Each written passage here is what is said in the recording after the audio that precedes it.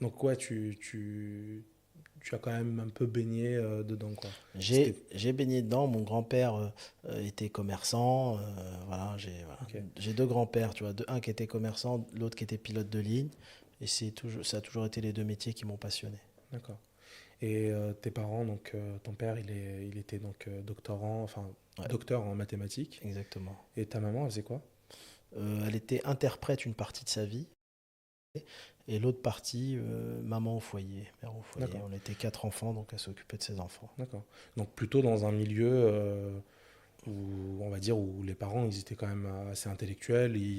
T'étais pas dans un, t'étais pas né dans un milieu où parfois, tu sais, on peut naître où les parents sont pas forcément. Non, j'ai eu cette richesse. Mon père est un grand intellectuel, clairement. Hein, donc lui, sa richesse à lui, c'est pas forcément la liquidité, c'est les connaissances et l'apprentissage. D'accord. Donc dans mes frères et sœurs, je suis celui qui a le moins étudié. D'accord. Ils ont tous eu des bacs S avec mention et autres, mais j'ai toujours été intéressé par la branche entrepreneuriale.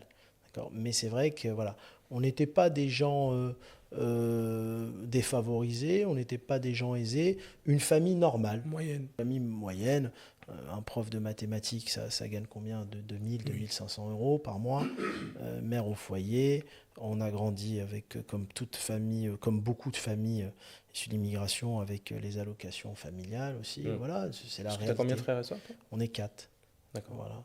Et donc voilà, une famille normale. Ton père ou tes parents, ils t'ont pas dit à ce moment-là, ils t'ont pas fait la réflexion, quoi, du pourquoi, ou ils t'ont pas forcé à faire des études, Non, ou... Non? non, non. J'ai pas. Non, mon père, il m'a jamais forcé à faire des études. Chacun fait ce qu'il veut. C'est la vie qui forme. Mais non, non, j'ai jamais été formé. Ça m'a jamais intéressé. Moi, je dormais à l'école parce que à l'âge de 15 ans, 16 ans à l'école, je dormais parce que je travaillais le soir. J'ai commencé à travailler à l'âge de 15 ans. Donc je travaillais, Tu j'étais faisais quoi? fatigué. Alors au début, je faisais des ménages. Après, dans ma petite ville qui était Tours, tu sais, j'étais un fan de scooter. Donc j'allais nettoyer les carreaux des commerçants qui me donnaient la pièce, quoi. Ouais. J'allais nettoyer, tu sais, les magasins, là, les vitrines. Et après, j'allais dans les kebabs à l'âge de 16 ans et je montais les broches kebab. Tu sais, à l'époque, ça se faisait manuellement, il n'y Oui. avait pas les Oui. usines. Et donc, c'est comme ça que ça a démarré. Je C'est montais comme les ça que broches tu t'es intéressé et au je me kebab. suis intéressé à ce domaine-là. Voilà. Ok. Dans ton parcours, donc là, on va rentrer un peu plus dans la partie business et professionnelle, puisque c'est vrai que j'ai remarqué, enfin, quand j'ai lu un petit peu ton parcours, j'ai essayé de découvrir, tu as commencé à réfléchir à ton projet entrepreneurial sur les bancs de l'école, c'est-à-dire pendant qu'il y avait les cours, toi, tu étais en train de penser à comment monter ton business. Exactement. Moi, je suis de nature très curieuse. Et si tu veux, j'ai été intéressé par la franchise très jeune. D'accord. Donc, je me renseignais. Je me suis dit rapidement, si tu veux, le kebab, il y avait dans la ville, quand je travaillais, je montais les broches, etc. Ça m'intéressait. Je voyais qu'il y avait un argent fou à gagner, clairement. À l'époque, c'était les années 2000, hein, Ouais. 99-2000. Ça fonctionnait très fort. Et je me suis dit, tiens, c'est dommage que ça soit pas dupliqué. Il faut quelque chose de propre. Je voyais que c'était sale. La plupart des kebabs où je travaillais, faut le dire, c'était Oui. dégueulasse. Et donc, je voulais développer ça et créer la première chaîne de kebab française qui serait développée à l'échelle internationale. Mon rêve de gosse, c'était ça. Mais c'est incroyable.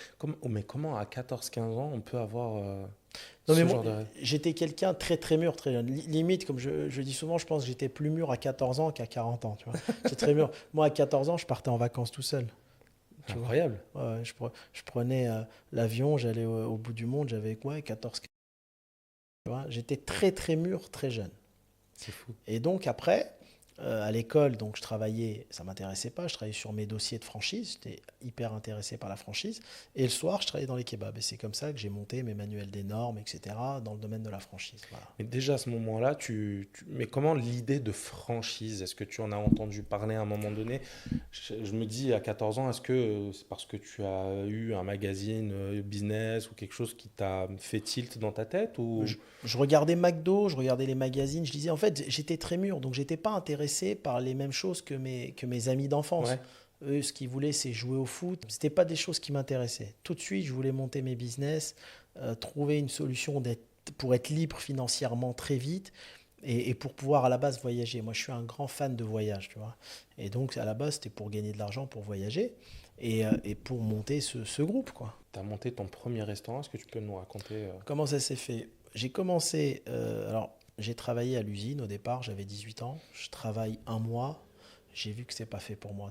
Travailler pour les gens, travailler voilà, sans ambition, sans entreprendre. Moi, j'ai besoin d'entreprendre et Parce que de tu avais créer. arrêté l'école pour Ouais. commencer à travailler. En fait, si tu veux, j'ai fait un BTS force de vente en alternance.